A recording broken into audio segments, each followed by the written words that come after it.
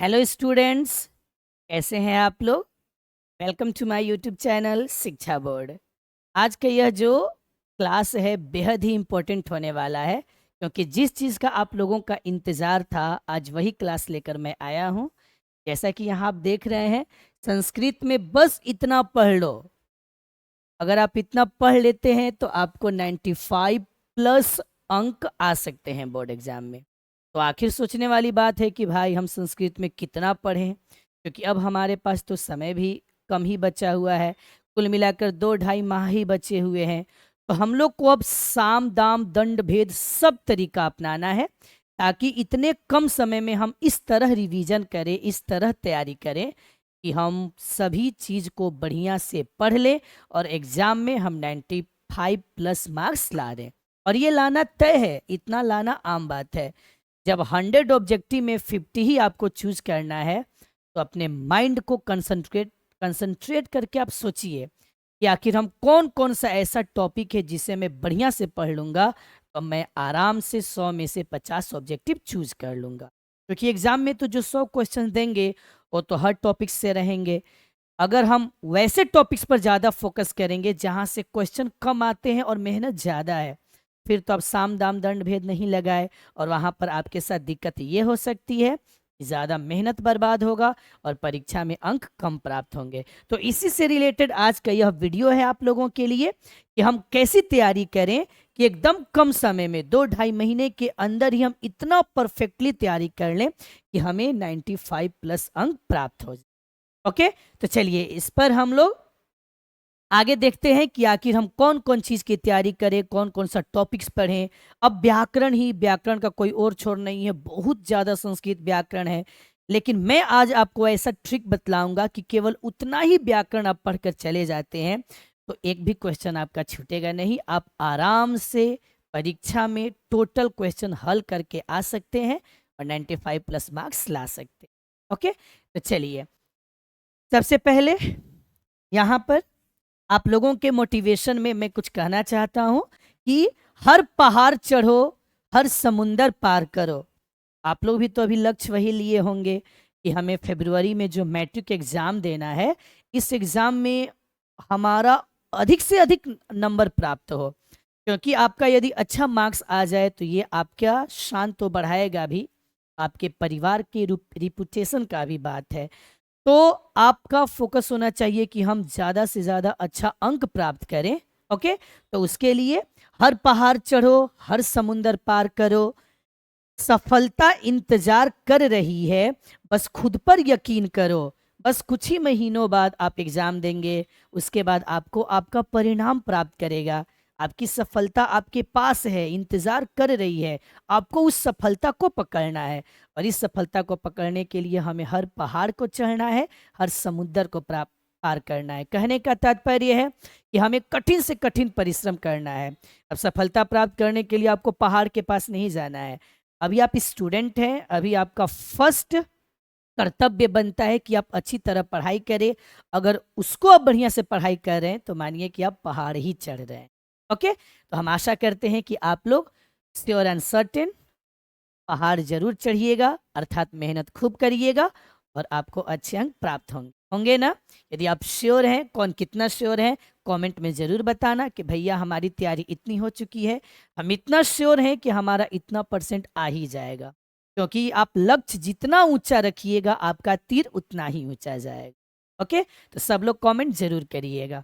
चलिए अब हम स्टार्ट करते हैं कि कौन कौन से वैसे टॉपिक्स हैं जिनको पढ़ने से हमें गुड मार्क्स प्राप्त होंगे। 95 प्लस का टारगेट आपको रखना है, और मैं वो ट्रिक दूंगा जिसके द्वारा आपको 95 प्लस मार्क्स लाने में कोई भी दिक्कत नहीं। ओके, तो सबसे पहले तो आप लोग को पता ही है कि आपके एग्जाम में 50% ऑब्जेक्टिव और 50% सब्जेक्टिव है। अब ऑब्जेक्टिव में तो हर जगह से क्वेश्चन पूछता है, बुक से भी पूछता है, व्याकरण से भी पूछता है। अब बच्चे इस फेर में पड़ जाते हैं कि मैं किस पर ज़्यादा फोकस करूं, तो उसके लिए एक ट्रिक है, आइए मैं आप लोग को बता रहा हूं।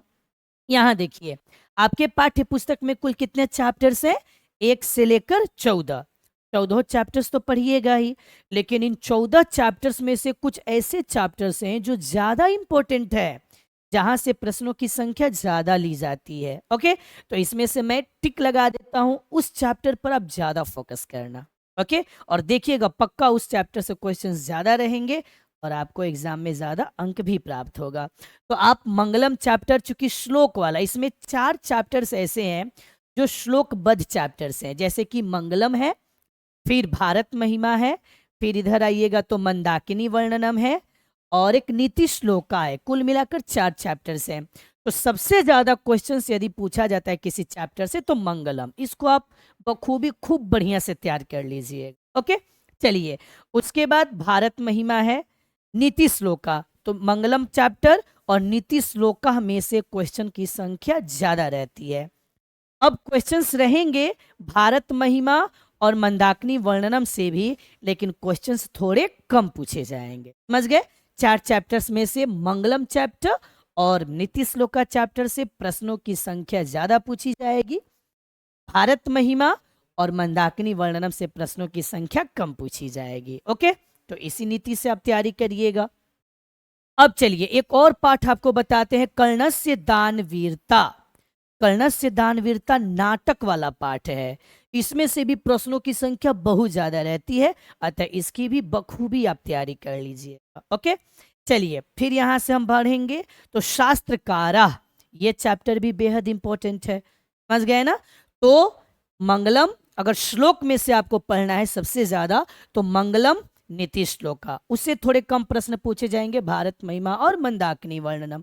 नाटक वाला 2 पार्ट है, कर्णस्य दानवीरता और शास्त्रकारा, इसमें से भी क्वेश्चन सबसे ज्यादा, माने इनसे भी ज्यादा इसमें से क्वेश्चन पूछे जाएंगे। ओके, चलिए अब एक कोई और चैप्टर है अलस कथा, कहानी वाला पार्ट।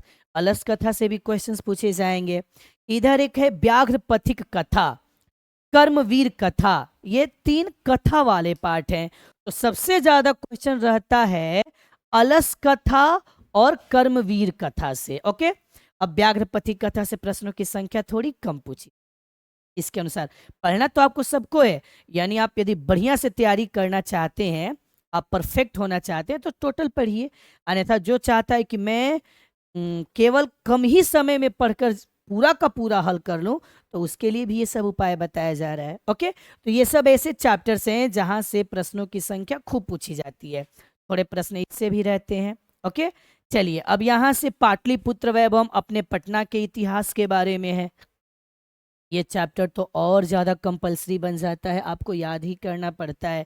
संस्कृत साहित्य लेखिका में से प्रश्नों की संख्या थोड़ी कम होती है। ओके, भारतीय संस्कार, ये चैप्टर भी मोस्ट इंपॉर्टेंट है, क्योंकि ये चैप्टर हमको ये सिखाते हैं कि हमारे संस्कार कितने हैं, इस संस्कार में कौन कौन से कर्म कांड होते हैं, और सब कुछ इसमें बतलाया गया है। 16 संस्कार हैं, 16 संस्कार कौन किस में आता है, मुख्यतः 5 संस्कार हैं।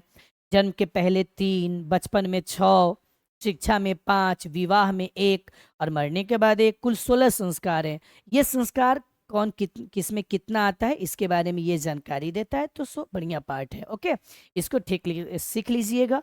और एक है यहाँ से विश्व शांति, थोड़ा प्रश्नों की संख्या कम रहती है। ओके, स्वामी दयानंद या किसी व्यक्ति के बारे में, महापुरुष के बारे में बतलाने वाला पाठ है, अतः इसके बारे में भी आप लोगों को क्या करना है, सीख लेना है। तो सबसे ज्यादा आपको यदि किसी चैप्टर पर फोकस करना है तो मंगलम, पाटलिपुत्र वैभवम, फिर यहाँ से भारतीय संस्कार, नीति श्लोका, फिर इधर से कर्मवीर कथा, समझ गए, कर्णस्य दानवीरता, शास्त्रकारा। 14 में से 5-6 चैप्टर्स ऐसे हैं जिनमें से प्रश्नों की संख्या सबसे ज्यादा रहे। तो आशा करते हैं कि इसी अनुसार आप लोग तैयारी करिएगा, इसमें से ही प्रश्न ज्यादा रहे। ओके, चलिए आगे बढ़ते हैं। जो सबसे ज्यादा उलझन वाला विषय है व्याकरण। व्याकरण तो भाई बहुत ज्यादा है, और आप लोग को में से अधिकांश लोगों को कठिन भी लगता है। जैसे अब शब्द रूप की ही बात हुई तो बालक शब्द रूप तो याद है, मुनि, साधु, लता, फल, माने इतने सारे शब्द रूप हैं। धातु भी बहुत ज्यादा है, फिर कारक प्रकरण है, संधि, समास, प्रत्यय, उपसर्ग, बहुत सारा ज्यादा टॉपिक है। अब आपको दिमाग लगाकर चलना है कि मैं कौन सा टॉपिक पढ़ूं ताकि मेरा 100 में से 50 टारगेट पूरा हो जाए और 50 में 50 आए भी। तो इसका उपाय सुनिएगा, अभी आप लोगों को बता रहे हैं। चलिए व्याकरण अब देखा जाए तो व्याकरण से तो इतने सारे टॉपिक से आपके क्वेश्चन पूछे जाएंगे। लेकिन आप लोग को तो सब टच नहीं करना है। मान लिया आपको 100 में 90 आ रहा है तो थोड़ी ना 90 पेंट करके आओगे, आप तो 50 ही पेंट करोगे। आपको 100 में 80 आ रहा है फिर भी तो नहीं पेंट करिएगा, आपको तो 50 ही करना है। तो हम कितने भी तेज हैं, हमको 100 में 100 आ रहा है फिर भी हमें 50 से मतलब है। तो यदि मैं बुक की खूब बढ़िया से तैयारी कर लूं तो आप ध्यान दीजिएगा, बुक से जो क्वेश्चन रहेंगे बच्चों वो रहेगा 40%। ओके, और जो ग्रामर रहता है वो रहता है 60%। समझ गए, ये रहता है 60%। कभी कभी ये 40 से बदल कर 45 कर देता है, 45 कर देता है, और ये 60 से बदल कर देता है 55, इस आंकड़ा में भी देता है। तो आप सोचिए आपको 50 क्वेश्चन ही चूज करने हैं तो 45% है, मान लो 45 क्वेश्चन दिया है, हमको 45 में 40 ही आ रहा है, उससे भी थोड़ा नीचे हम जाकर सोचे 35 आ रहा है। तो अगर मैंने 45 में 35 या 40 चूज कर लिया तो हमको 10 ही चूज करना है। यदि मैंने यहाँ 40 चूज किया तो 10 चूज करना है, 35 चूज किया तो 15 चूज करना है। और 15 क्वेश्चन के लिए हमें इतना क्यों भटकना है, अपने से सोचिए आप। यहाँ ही आप ज्यादा, क्योंकि ये आसान है, इसका ऑब्जेक्टिव याद करना बहुत आसान है। बहुत सारे स्टूडेंट तो ऑलरेडी याद करके एकदम टंच हुए होंगे, तो आप इधर ही इतना ज्यादा चूज कर ले रहे हैं। अब आपको इसमें से सभी टॉपिक्स पर ध्यान नहीं देना है, क्योंकि फिर आप झमेले में पड़ जाइएगा। अब बैठकर पूरा शब्द रूप आप रट रहे हैं, क्या फायदा है। आप थोड़ी ना 90 को चूज करने जा रहे हो। तो हमको 5, 10 या 15 क्वेश्चन ही ऑब्जेक्टिव से उठाने हैं, बाकी पूरा फोकस होना चाहिए कि बुक से कम 40, 35 क्वेश्चन चूज कर लें। 35-40 यदि आप क्वेश्चन चूज कर लीजिएगा बुक से तो ग्रामर का आपको टॉपिक आसान हो जाएगा। तो इसमें सबसे आसान होता है संधि। अब संधि आसान क्यों होता है भी सुनिए, क्योंकि ये दोनों सब्जेक्ट में आपको मजा देगा।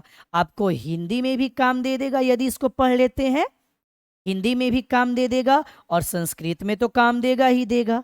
समझ गए ना, तो हिंदी में भी काम देगा और संस्कृत में भी काम देगा। तो यदि आप इस टॉपिक को क्लियर करते हैं तो दोनों जगह फायदा देकर कम से कम संस्कृत में 7-8 क्वेश्चंस रहते हैं और हिंदी में 7-8, माने 15-16 नंबर का काम करेगा। तो हिंदी का भी तो एग्जाम आपको देने ही जाना है, अतः ऐसा टॉपिक पढ़िए जो हमको दोनों जगह फायदा दे। तो चलो यहां से मान लो आप 35 का टारगेट, हम सबसे निचले स्तर पे जा रहे हैं। ऐसे पढ़ने वाले लोग तो 45 में 45 भी चूज कर लेंगे, 42, 43, 44 तो आम बात है। लेकिन मैं थोड़ा और नीचे जाकर 35 पर टारगेट बनाता हूं।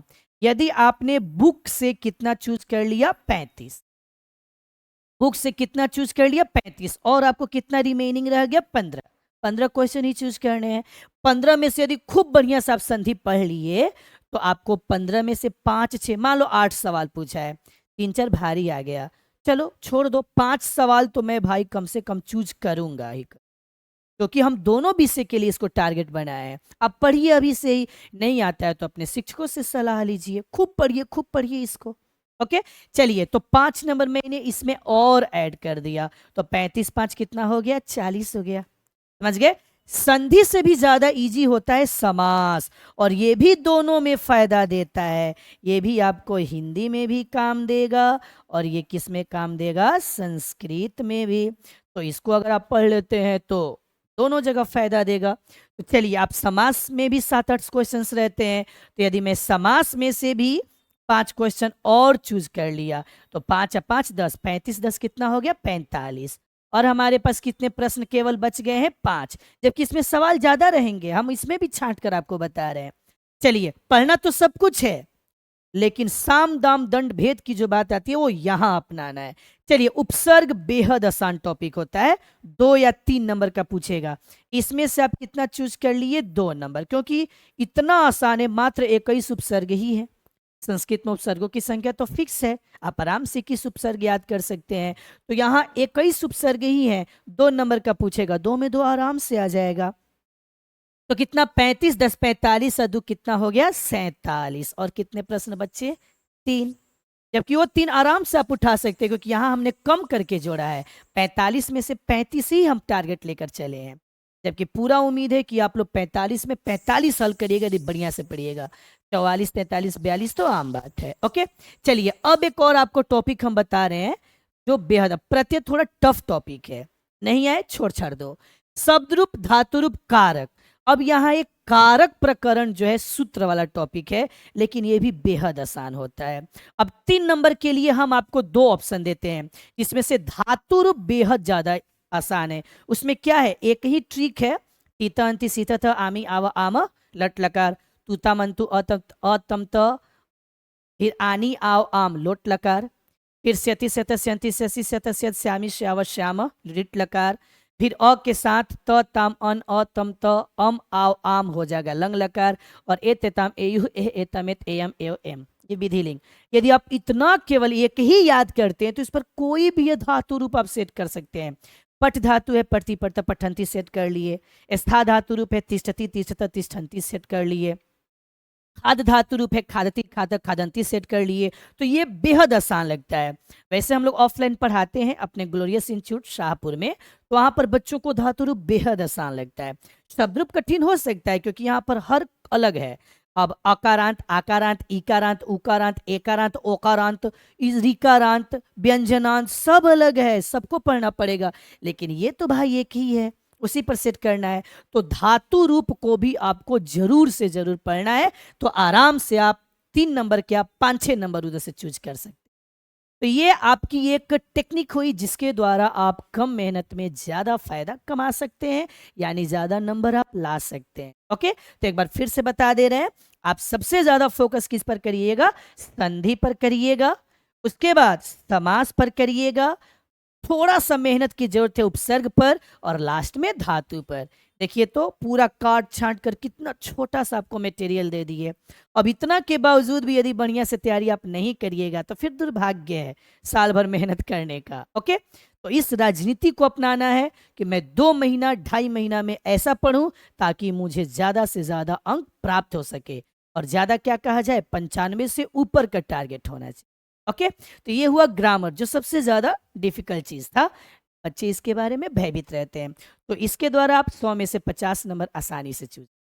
ओके गाइस, चलिए समझ में आ रहा है ना, आ रहा होगा तो कमेंट जरूर करिएगा। I will wait your comment कि और क्या आप सजेशन भी कुछ लिखना चाहते हैं तो कमेंट में जरूर लिख सकते हैं। मैं आपके कमेंट को पढ़ूंगा और भी ज्यादा आपको बढ़िया बढ़िया चीजों देखते हैं। टोटल 100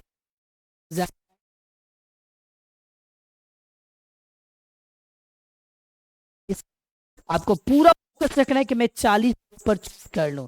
अगर यहाँ तो फिर व्याकरण उसके लिए कुछ आराम से एगो दूगो टॉपिक पकड़ेगा, 50 में 50 रंग कर बल्ले बल्ले करेगा। ओके, विषय निष्ठ पर हमको फोकस करना है। अपठित गद्यांश 13 अंक। अब ये क्या पढ़ने वाली बात है, ऊपर दिया रहता है उससे चूज करना है, इसका कभी रिवीजन नहीं होता है। हाँ, अपने प्रैक्टिस के लिए किसी गाइड वगैरह से 1-2 को सेट आप देख सकते हैं, अन्यथा ये तो बिल्कुल न्यू देता है। ओके, पत्र लेखन हम आप लोग को लिखवाए ही हैं, सिखाए हैं। 8 अंक का, अनुच्छेद 7 अंक का, अनुवाद 6 अंक का, और लघु उत्तरीय प्रश्न 16 अंक का। ये देखने से लग रहा है ना कितना भास्ट, लेकिन ये भी मैं आपको आसान बताने वाला हूं। चलिए देखिए कैसे। वस्तुनिष्ठ प्रश्न देखिए, पहले यहाँ पर आप लोगों को यहाँ देखिए अपठित गद्यांश के बारे में समझाते हैं, इसके बारे में बच्चे कम परिचित रहते हैं, ध्यान दीजिए। वस्तुनिष्ठ खंड अ तो हो गया, अब यहां से खंड अ विषय निष्ठ प्रश्न। अपठित गद्यांश ये भी डबल डबल देता है, समझ गए ना, डबल देता है। आपको वहां से चूज करना है। जैसे देखिए पहला नंबर है तो पहला में एक अ दे दिया, और इसके बाद फिर ब देगा। देखिए अथवा यहाँ दे दिया ना, आपको किसी एक को चूज करना है, समझ गए। चलिए, तो यहाँ पर आपका उपाय क्या है, इसको आप लास्ट में रिवीजन करिएगा। अभी आप इसको भूल जाइए, आप जनवरी के जब लास्ट में पढ़िएगा तो वहां पर 1-2 बार 2-4 सेट देख लीजिएगा, हो जाएगा। क्योंकि यहाँ पर देखिए क्वेश्चन उसी में रहते हैं, ये सब क्वेश्चन हो गया, क्वेश्चन हो गया, अब आंसर देना है। जैसे पिपासित कह आसित, तो एकदा एक का पिपासित आसित, तो पिपासित कह आसित, तो आंसर क्या हो जाएगा, का कह। चूज कर लिए ना हम, तो वही करना है आप लोगों को। आंसर उसी में दिया हुआ है, वहीं से आपको चूज करना है। इसका आंसर यहाँ पर हमें मिल गया, हमें भयभीत होने की जरूरत नहीं है, तो आराम से ये आपका काम हो जाएगा, समझ गए। चलिए, ये तो 13 नंबर का काम हो गया। अब पत्र लेखन 8 अंक है, तो यदि आप गाइड वगैरह, क्वेश्चन बैंक, मॉडल पेपर रखे होंगे तो उसमें से पत्र लेखन का पैटर्न देखिएगा कि पहले क्या लिखा जाता है। जैसे पत्र लेखन का होता है कि दाहिने साइड जगह लिखा जाता है, तिथि लिखा जाता है, प्रिय मित्र लिखा जाता है, सप्रेम नमस्कार लिखा जाता है, अत्र कुशलम तत्रास्तु वगैरह वगैरह सब लिखा जाता है। तो आप एक फॉर्मेट याद कर लीजिए और उसी फॉर्मेट पर कोई भी लेटर लिख लीजिए। ओके, तो ये भी देखिए फायदा है, 1 2 3 4 देगा और 4 में से आपको कितना चूज करना है, मात्र 2 गो चूज करना है। ओके, इसीलिए यदि आप 5-6 लेटर पढ़ लेते हैं तो पूरा का पूरा लड़ने का चांस रहता है। ओके गाइस, चलिए अगला हम देखते हैं अनुच्छेद। तो अनुच्छेद कितना दे रहा है, 5, और 5 में से आपको कितना पर लिखना रहता है, सिर्फ 1 पर। तो यदि आप 6-7 अनुच्छेद याद कर लेते हैं तो वहां भी आपका काम हो जाएगा, जिसमें से परोपकार, अनुशासनम, आदर्श छात्र, महात्मा गांधी, अस्माकम विद्यालयम, होलिकोत्सव, पाटलिपुत्रम, ये सब इंपॉर्टेंट के कैटेगरी में आते हैं। अभी हम जितना बोले हैं, अगर इतना भी आप याद कर लेते हैं तो ज्यादा चांस है कि आपको लड़ ही जाएगा। व्यायाम, समझ गए ना, ये सब आ सकता है। चलिए अगला हम देखते हैं अनुवाद। तो अनुवाद देखिए एक कारक प्रकरण टॉपिक है, यहां पर आप एक देखे होंगे, आपको अभी फिर से हम दिखा दे रहे हैं, कारक प्रकरण देखे होंगे स्टार्टिंग में ही। चलिए यहां पर एक देखें आप, कारक प्रकरण। यदि आपको धातु रूप नहीं सीखने का मन है तो आप कारक प्रकरण पढ़ लो। कारक प्रकरण पढ़ लोगे तो दोनों फायदा देगा आपको। यहां तो आपसे ऑब्जेक्टिव चुनवा ही लेगा, आगे जाकर अनुवाद भी बनवा लेगा आपसे, क्योंकि अनुवाद भी तो 6 नंबर को आपको हल करना है। तो टोटल अनुवाद किस में से रहता है, कारक प्रकरण में से रहता है। तो ये भी अपने आप में एक इम्पोर्टेंट टॉपिक बन जाता है, कब, यदि आप ऑब्जेक्टिव सब्जेक्टिव दोनों में सुपर नंबर लाना चाहते हैं तब। ओके, तो चलिए कारक प्रकरण यदि आप पढ़ लेंगे तो वहां से आपको क्या क्लियर हो जाएगा, अनुवाद क्लियर। समझ गए ना। तो ये भी कितना देता है, 12 देता है। 12 में से आपको कुल कितना बनाना है, 6, मात्र कितना बनाना है, 6। कम से कम यदि आप कारक प्रकरण के सभी उदाहरण को सीख जाते हैं तो आराम से 6 में 6 ला सकते हैं। ओके, और चलिए जिस चीज का इंतजार था हम लोगों का वही आ गया, 16 अंक वाला।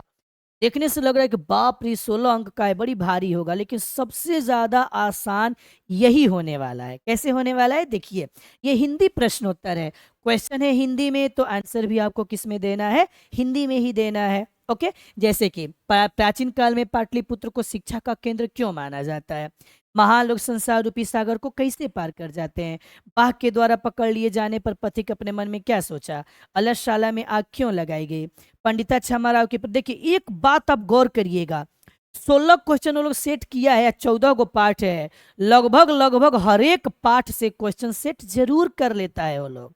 आप ही देखिए ना, सब अलग है। पाटलिपुत्र वाला दूसरा पाठ आ गया, संसार रूपी सागर पहला पाठ आ गया, बाघ के द्वारा पकड़ लिए जाने पर पथिक अपने मन में क्या सोचता है, 11वां पाठ आ गया, अलस काला में साला में आग क्यों लगाई गई, तीसरा पाठ हो गया, पंडिता क्षमाराव चौथा पाठ हुआ, सभी जनों की देशभक्ति कैसी होनी चाहिए, 5वां पाठ हुआ, संस्कार का परिचय 6वां पाठ हुआ, नीति श्लोक का 7वां पाठ। आप देखिए तो ऐसे ही आप देखिए हर पाठ को टच कर रहा है। तो यदि हमको कितना सवाल का जवाब देना है, 8, और मेरे पास चैप्टर स्कूल कितने हैं, 14, तो हम ऐसे ही 6 चैप्टर छोड़ सकते हैं, 8 ही चैप्टर पढ़ेंगे, 8 चैप्टर का क्वेश्चन ले लेंगे। बात समझ गए ना, 6 चैप्टर से तो हमको आजादी मिली, कम से कम वहां तो हम अपनी एनर्जी इन्वेस्ट नहीं करेंगे ज्यादा। ओके, हम 8 चैप्टर में इन्वेस्ट करेंगे और प्योर इन्वेस्ट करेंगे, ऐसा कि यदि उस चैप्टर से कोई क्वेश्चन दे दे तब तो हमारा छूटना नहीं चाहिए। अब लबर लबर पढ़िएगा कि 8 गो पढ़ रहे हैं, जैसे तैसे पढ़ रहे हैं, 6 गो छोड़ भी दिए, फिर तो दिक्कत है, उसमें से क्वेश्चन आएगा आप पकड़ ही नहीं पाओगे। तो यदि आप कोई टेक्निक अपनाना चाहते हैं तो ढंग का अपनाना है। फिर यहाँ देखिएगा नीति श्लोक का ये 7वां पाठ उठा लिया, कर्मवीर कथा 8वां पाठ उठाया, किन गुणों के कारण 19वीं सदी के समाज सुधारकों में ये स्वामी दयानंद 10वां पाठ है, मंदाकिनी वर्णनम ये 10वां, स्वामी दयानंद 9वां पाठ है। समझ गए ना, ये 9 चैप्टर है। आप देखिए तो एक बार गौर फरमा कर कि क्या होता है। चलिए 9 चैप्टर है, कर्णस्य दान वीरता 12वां चैप्टर है, वसुधैव कुटुंबकम 13 चैप्टर है, ज्योतिष के अंतर्गत कौन कौन 14 चैप्टर है, और ये भी 13 चैप्टर है। अब आप गौर करिए, हमने तो पूरा आपको ट्रिक ही बतला दिया। अब आप गौर करिए कौन सा चैप्टर है जहां से सबसे ज्यादा क्वेश्चन पूछे जाते हैं। तो यहाँ आप गौर करेंगे 7वां चैप्टर से 2 कर दिया क्वेश्चन, समझ गए ना, और 13वां चैप्टर से 2 क्वेश्चन कर दिया, तो 14 और दो दो को और बढ़ा दिया तो 16। कहने का तात्पर्य कि आपको एकदम फोकस करना है कि हम कौन सी राजनीति अपनाएं कि हमको ज्यादा अच्छा नंबर प्राप्त हो। तो वहां पर बता दिया गया आपको कुल कितने चैप्टर है, 14। आपको 14 नहीं पढ़ना है, इस 14 में से केवल कितना आपको पढ़ना है, 8। केवल आपको कितना पढ़ना है, 8। या मान लीजिए कि कोई सोच रहा है कि भैया एगो ऐसा भी सवाल हो सकता है कि हमसे नहीं आ रहा है या भारी आ रहा है, तो चलिए आप और उसमें बढ़ा लीजिए, एक और ऐड कर लीजिए, 9 चैप्टर आप पढ़िए, तभी तो 5 चैप्टर पढ़ने से आपको स्वतंत्रता मिल गई, आप आजाद हो गए।